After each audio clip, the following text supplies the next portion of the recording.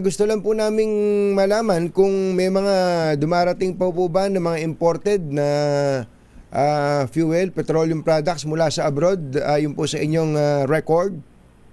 Po, kung pagbabasihan po natin yung dami ng mga pumasok, normal nga po eh. Actually, kung ibabase po natin yung pumasok no, mula January 1 hanggang nitong March 20, official report po sa amin.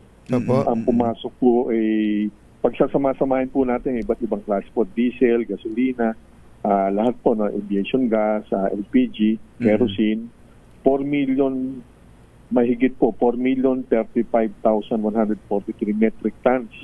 Ito po ay mas malaki po ng 315,833 metric tons kung kukumpara po sa pumasok sa parehong panahon ng isang taon po. Anong petsa po ito? Anong petsa po ito, Commissioner? January 1 po ng taon na to hanggang March 20. Hanggang nung Biyernes lang. Araw lang po nakaliwan. Oo.